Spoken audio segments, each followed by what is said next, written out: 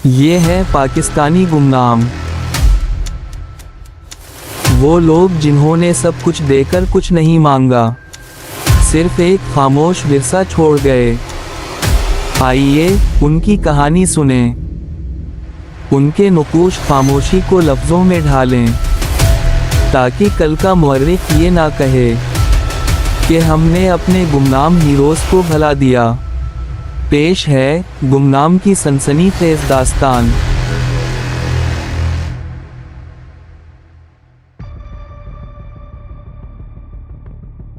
ये सुल्तान के लिए सुनहरी मौका था अपनी लोकेशन को तब्दील करने का, वरना अगर उन लोगों के हथे चढ़ जाता तो फिर पता नहीं इसका क्या बनता। सुल्तान तेज़ी से सफ़र कर रहा था और अपने फ़ोन में लोकेशन को देखकर अपनी जगह तब्दील कर रहा था। जब तक तूफ़ान जारी रहा वो चलता रहा, और जब तूफ़ान थमा तो वो बड़े बड़े पत्थरों के पास पहुंच चुका था, जो ऐसे रेगुजार में बकसरत पाए जाते हैं। उसने अपना बैग उतारा और उसमें से अपना पैराशूट निकालते हुए उसे वहां मौजूद दो बड़े पत्थरों के दरमियान ऐसे तान लिया कि आर्जी शेल्टर बन गया। इस काम से फारिग होते हुए उसने अपना स्कार्फ खोला और गोगल्स उतारते हुए मुंह हाथ धोया और वहीं फिर से टेक लगा कर बैठ गया। शाम ढल रही थी और रात सर पर पहुंचने वाली थी।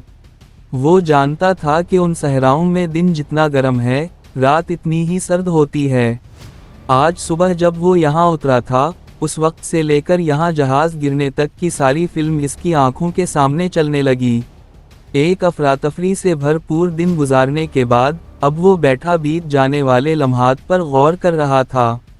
फिर सारी सोचें जहन से झटकते हुए वो उठ खड़ा हुआ और रात की तैयारी करने लगा, क्योंकि इसे भूख भी बहुत लगी हुई थी और मुसलसल सफ़र से उसका सारा जिस्म टूट रहा था।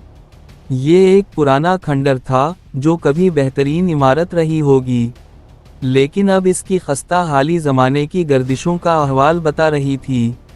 वेपन्स ऑफ मास डिस्ट्रक्शन की तलाश में ये एक बड़ा आला पाए का होटल था, जहां रात को गहमा गहमी देखने से ताल्लुक़ रखती थी, और फिर तुम लोग यहां घुस आए और वेपन्स ऑफ मास डिस्ट्रक्शन के बहाने हमारा पूरा शहर बल्कि पूरा मुल्क ही उजाड़ डाला। तुम और तुम्हारे वो हरीफ जिनको तुम लोगों ने पालतू कुत्ता बना रखा है, यहां दंदनाते हुए फिरते थे। वेलकम टू कुफ्रा। वही बंदा जो शायद इन लोगों का सरगना भी था, अब इस खंडर नुमा इमारत में उन लोगों से मुखातिब था। नजरें उसकी डेविड पर ही जमी हुई थीं। अब तुम कामिल से बचकर दिखाओ। कामिल रईस तुम्हारे लिए वो भयानक ख्वाब साबित होगा जो तुम्हें पागल कर देगा। सरगना, जिसका नाम कामिल रईस था, डेविड को घूरते हुए बोला तो वो थूक निगल कर रह गया। इस लड़की को अंदर ले जाओ, ये हमारा इनाम है। कामिल रईस ने इनाया की जानिब इशारा करते हुए कहा तो वो बलबला कर रह गई। मैं बता रही हूँ, इन्होंने मुझे अगवा किया था, मैं उनके साथ शामिल नहीं हूँ। इनाया रो देने के करीब थी, लेकिन इस सियाह फाम कामिल पर रति बराबर असर नहीं हो रहा था। इसकी आंखों में नाचती हवस इनाया समेत डेविड और डैनियल ने भी देख ली थी, लेकिन वो कुछ नहीं कर सकते थे। इनाया को दो बंदे थामते हुए वहां से ले जाने लगे तो वो मचल कर रह गई, लेकिन उन सख्त जान कज़्ज़ाक़ों के सामने फ़िलहाल इसकी कोई औकात नहीं थी। आग का अलाव रोशन था और उसका अक्स सबके चेहरों पर नाच रहा था। डेविड को एहसास हो रहा था कि वो शदीद ख़तरे में पड़ चुका है, लेकिन तसल्ली की बात थी कि वो अपनी यहाँ मौजूदगी का अपनी एजेंसी को बता चुका था और जल्द ही मदद आने की उम्मीद भी थी। कामिल इन दोनों को वहीं छोड़ते हुए वहाँ से निकल गया और वो सख्त पहरे में वहीं ज़मीन पर बैठे रह गए। इन लोगों से सारा सामान छीन लिया गया था और बस एक लिबास ही उनकी मिल्कियत रह गई थी। थोड़ी देर में इन्हें उबले हुए चावल दिए गए और यही उनका डिनर था। डैनियल तो चुपचाप खाने में मशगूल हो गया, लेकिन डेविड ने एहतिजाजन कुछ ना खाया और ठीक 10 मिनट के बाद उनकी प्लेटें वापस ले ली गईं। चीफ, यहाँ से निकलने के लिए हिम्मत का होना ज़रूरी है। खाना हमारी ज़रूरत है और अगर नहीं खाएंगे तो इन्हें कोई फ़र्क नहीं पड़ने वाला। मेरा मशवरा है कि आइंदा आप खाना खा लें। डेनियल ने डेविड को समझाने की कोशिश की तो वो खामोशी से इसकी बात सुनता गया, लेकिन बोला कुछ भी नहीं। ये कामिल रईस के बारे में तो सुना था कि वो मर गया है, और ये कुफरा भी ख़त्म हो गई थी, दब गई थी कहीं माजी में। डेविड अपने जहन पर जोर देते हुए बोला, तो डेनियल ने उसकी जानिब देखा। ये नए लोग हैं चीफ, इसका मतलब है कि कुफरा भी नई है। मैंने सुना है कि ये पहले से ज़्यादा सफ़ाक हैं। अब इस रईस को ही देख लें। मैंने अपने मातहत मार्टिन से इसके बारे में सरसरी सा सुना था कि ये एक नंबर का सफ़ाक और जालिम इंसान है। पहले ये बहरी जहाज़ लूटा करता था, क्योंकि इसके बाप दादा सोमालिया में ये काम करते थे। लेकिन फिर जब गल्फ वार हुई तो ये यहाँ आ गया, और यहाँ मौजूद छोटे मोटे लुटेरों को अपनी मुट्ठी में लेते हुए उसने दोबारा से कुफरा की बुनियाद रख दी। अब ये पहले से कहीं ज़्यादा ताकतवर हो गया है, और एक बड़े इलाके पर इसने अपना तसल्लुत जमा लिया है। डेनियल पुरसोच लहजे में बोला, तो डेविड बस इसे देखकर ही रह गया। मैं इसलिए वहाँ खामोश रहा था और आपको भी यही कहा था, लेकिन आप बोल पड़े और अब हालात आपके सामने हैं। डेनियल अफसोस भरे लहजे में बोला, तो डेविड ने अपना सर झुका लिया। पता नहीं वो उस इनाया का क्या हश्र करेगा। ये जंगली लोग हैं, कहीं इसे मार ही ना दें। डेविड रंजो मलाल की कैफियत में बोला, तो डेनियल ने सर उठाकर इसकी जानिब देखा। उसे भूल जाएं चीफ, समझ लें वो उस एल्फा वन के साथ वापस चली गई है, क्योंकि यहाँ उन लोगों की दस्तरस से उसे वापस हासिल करना लीबिया को दोबारा से खड़ा करने जैसा ही मुश्किल काम है। अब जो भी हो उसकी किस्मत। डेनियल ऐसे अंदाज में बोला जैसे उसे भी इनाया का यूं कामिल के हथे चढ़ जाने पर अफसोस हुआ हो।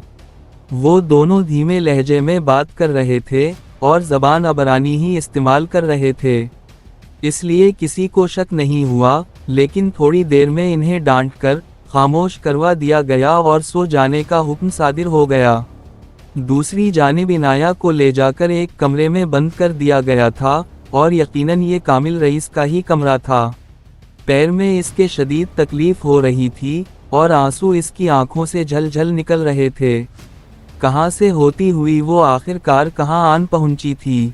सारी फिल्म इनाया की नज़रों के सामने चलने लगी और उसके रोने में मज़ीद शिद्दत आ गई। थोड़ी देर गुजरी होगी कि कमरे का दरवाज़ा धड़ से खुला और कामिल अंदर दाखिल हो गया। उसने इनाया की जानिब देखा तो इनाया को कामिल की आंखों में वाज़ेह हवस नज़र आई, लेकिन वो अपनी जगह पर ही जमी रही और टस से मस ना हुई। अपने पैर को होले से दबाते हुए उसने अपने आंसू रोकने की कोशिश की। खूबसूरत लड़की मेरी कमज़ोरी है, और लड़की भी अगर तुम्हारे जैसी हो तो बंदा शादी ही कर ले। आज से तुम कामिल रईस की हो और यहाँ किसी मलका की तरह तुम्हारा अदब किया जाएगा। कामिल इनाया पर अपनी फयाजी के सारे दरिया आज ही बहा देना चाहता था। इनाया ने फिर से कामिल की जानिब देखा तो इसकी आंखों से आंसू निकल आए। दर्द शदीद होता जा रहा था और अब इसकी बर्दाश्त जवाब देती जा रही थी। इनाया की आंखों में आंसू देखते हुए कामिल तेजी से इसकी जानिब आया और उसके सामने बैठते हुए इस पर अपनी नज़रें जमा दीं। अचानक ही कामिल की नज़र उसके पाँव पर पड़ी, जो कि अच्छा खासा सूज चुका था। ये क्या हुआ है? कामिल हैरत भरे लहजे में बोला। जहाज से छलांग लगाई थी, नीचे गिरी हूँ मैं, पैर के बल, वो बमुश्किल बोल पाई। ये सुनकर कामिल फौरन से उठा और कमरे से बाहर निकल गया। थोड़ी देर बाद एक बूढ़ा बंदा कांधे पर पोटली टांगे अंदर दाखिल हुआ और इनाया के सामने बैठते हुए इसके पैर का मुआयना करने लगा। कामिल भी वहीं चला आया था। बूढ़े ने इसके पैर की हालत देखते हुए इस पर किसी चीज़ का लेप किया और फिर गर्म पट्टी बांधते हुए किसी चीज़ का काढ़ा उसे पीने को दिया। इनाया खामोशी से इस कड़वे काले महलूल को अंदर उतारने लगी। बूढ़ा और कामिल खुसर फुसर में मशगूल हो गए। थोड़ी देर बाद बूढ़ा कमरे से निकला तो कामिल इनाया के पास आया और उसे लिटाते हुए इस पर चादर दुरुस्त की। तुम्हें आराम की ज़रूरत है, ठीक हो जाओगी तो फिर सब कुछ हो जाएगा, शादी भी और बच्चे भी। वो इतनी ढिठाई से बोला कि एक मर्तबा फिर से इनाया की आंख भर आई, लेकिन वो आंसू अंदर ही उतार गई। इनाया पर गुनूदगी तारी होने लगी थी, जिसका मतलब था इस दवाई में नींद के लिए कुछ मिलाया गया था। कुछ ही देर में वो दुनिया और माफिया से बेगानी नींद की गहरी वादी में उतर चुकी थी। तैमूर को लोकेशन मिल चुकी थी और अब वो लैपटॉप खोले उस पर जगह का जायजा ले रहा था। क्या कर रहा है यार? इमरान इसके पास चला आया और स्क्रीन पर नज़रें जमाते हुए हालात का जायजा लेना चाहा। खरी मजदूरी, चोखा काम, देख रहा हूँ हमारे सुल्तान गोल्डन अभी किस जगह पाए जाते हैं। तैमूर मसरूफ से अंदाज में इस सारे मामले पर एक मुहावरे का इस्तेमाल कर रहा था। तो फिर तुम लोग सैटेलाइट लाइव व्यू टेक्नोलॉजी क्यों नहीं इस्तेमाल कर लेते? तेरे पास तो लॉग इन और पासवर्ड भी है। इमरान मसरूफ से अंदाज में बोला तो उसने चौंकते हुए इमरान की जानिब देखा। कैसी बात कर रहा है यार? मैंने लॉग इन किया तो वहाँ डिग्निटी में पता चल जाएगा कि मैं ये सर्विस इस्तेमाल कर रहा हूँ। वो इमरान को मशकूक अंदाज में देखते हुए बोला, तो पता लग जाने दे। उसी मकसद के लिए तो ये सहूलत हमें दी गई है। अब हम इससे मोहल्ले के कबूतर तो ढूंढने से रहे।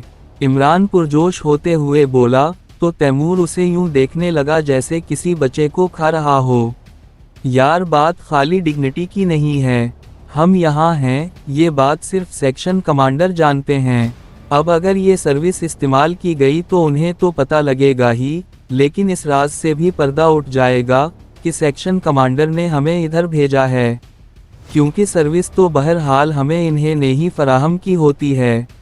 तैमूर इमरान को समझाते हुए बोला तो वो सर हिलाकर रह गया। बाज़ जगह पर महदूद ज़राए के साथ ही काम करना पड़ता है और मैं अभी वही कर रहा हूँ। तैमूर इमरान को तफसीली जवाब देते हुए दोबारा से स्क्रीन में खो गया। तो किसी दूसरी सैटेलाइट को चेक कर ले। बिलाल के लिए कौन सा मुश्किल काम है? तेरे पास 1 मिनट होगा और इस 1 मिनट में हम उसकी लोकेशन देखकर अंदाज़ा लगा लेंगे कि वो कहाँ है। हमें पता चल जाएगा कि वो बिल्कुल किधर मौजूद है। इमरान दूर की कौड़ी लाया तो तैमूर ने स्क्रीन से सर उठाते हुए इसकी जानिब देखा। हाँ, 2 नंबर बंदा 2 नंबरी की बात ही करेगा हमेशा। बिलाल को बुलाओ तो फिर देखते हैं क्या हो सकता है। तैमूर नीम रजामंद होते हुए बोला। बिलाल तेज है इस काम का, वो ये मुश्किल घंटों के बजाय मिनटों में हल कर जाएगा। इमरान ने उसे मशवरा दिया तो वो पूरी तरह से मुतमईन नजर आया। थोड़ी देर में बिलाल भी उनके साथ बैठा अपने काम में मगन नजर आया। लैपटॉप के प्रोग्राम में हैक था, इसलिए वो एन्क्रिप्टेड थे। हमारे पास 1 मिनट होगा, इसके बाद हमें ट्रेस करने की कोशिश की जाएगी और सिस्टम रीस्टार्ट होगा। अब इस 1 मिनट में जो भी सामने आया तेरी किस्मत। बिलाल ने दोनों हाथ रगड़ते हुए उनमें आया पसीना साफ किया और तैमूर और इमरान की जानिब देखते हुए इंटर का बटन दबा दिया। एक स्क्रीन नमूदार हुई और इस पर नंबर चलने लगे। जल्दी से लोकेशन दे, बिलाल बोला तो तैमूर ने सुल्तान के भेजे हुए हिंद से उसे बताने शुरू कर दिए। थोड़ी देर बाद एक और स्क्रीन नमूदार हुई और सहरा का मंजर वाज़ेह हुआ। जल्दी कर, हमारे साथ साथ वो लोग भी उसे देख रहे होंगे जिनका सिस्टम हम लोगों ने हैक किया है। बिलाल बोला तो तैमूर ने लैपटॉप अपने सामने करते हुए ध्यान से जूम करना शुरू कर दिया। समंदर, फिर सहरा और फिर उसे जहाज ज़मीन में धंसा हुआ नजर आया। शाम गहरी हो रही थी और मंजर थोड़ा धुंधला था। तैमूर ने थोड़ा जूम आउट किया तो कुछ दूर पत्थरों के झुरमुट में पीले रंग का कपड़ा सा नजर आया। कुछ फासले पर आग जल रही थी और वहीं एक बंदा बैठा था। अचानक इस बंदे ने ऊपर की जानिब देखा तो तैमूर को यकीन हो गया कि वही सुल्तान है, क्योंकि इसे लगा कि वो उसे पहचान चुका था। तैमूर ने ज़्यादा जूम करने की कोशिश नहीं की क्योंकि फिर वो हाईलाइट हो जाता। अभी वो जूम आउट ही हो रहा था कि स्क्रीन ब्लैक हो गई, जिसका मतलब था कि सिस्टम ऑटो रोबोट पर चला गया था। तैमूर ने फौरन ही बिलाल की जानिब देखा तो उसने हाथ उठाते हुए कहा, लो जी, काम बन गया। मैंने ये सारा कुछ स्क्रीन रिकॉर्डिंग पर भी लगा दिया था। अब रिकॉर्डिंग मौजूद है और हम लोग तसल्ली से इसकी एग्जैक्ट लोकेशन के आसपास का जायज़ा भी ले सकते हैं। बिलाल कहकहा मारते हुए बोला, तो तैमूर भी खुश हो गया। एक बार बस तसल्ली हो जाए, फिर निकलते हैं इसको रेस्क्यू करने के लिए। देखते हैं आगे क्या होता है। तैमूर ने रिकॉर्डिंग एक दो मर्तबा देखने के बाद सैटेलाइट फ़ोन निकाला और सुल्तान को कॉल मिला दी। उनके चेहरों की खुशी नुमायां थी कि वो सुल्तान से मिलने के लिए बेताब हुए जा रहे थे। कॉल जा रही थी और फिर थोड़ी देर बाद ही कॉल अटेंड कर ली गई। शाम तकरीबन ढल ही चुकी थी और सूरज डूबने के करीब था। सुल्तान ने आग जलाई थी और वहीं से पकड़ा एक खरगोश नुमा जानवर साफ करके आग पर लटका दिया था। अभी वो इसके पक जाने का इंतज़ार कर रहा था कि अचानक उसने आसमान की जानिब देखा और सद्दिक दिल से अल्लाह से मदद तलब की और फिर से सामने जलते हुए जानवर पर नज़रें डाल दीं। जहन इसका मुख्तलिफ सोचों की आमाजगा बना हुआ था और उसे समझ नहीं आ रही थी कि वो यहाँ से जाए तो जाए कहाँ। ये कहानी आपको कैसे लगी? अच्छी लगी तो वीडियो को लाइक और चैनल को सब्सक्राइब करें और बेल आइकन भी दबा दें ताकि नई वीडियोस आप तक फौरन पहुँचें। मिलते हैं अगली वीडियो में, तब तक के लिए हमें दें इजाज़त। अल्लाह हाफिज़।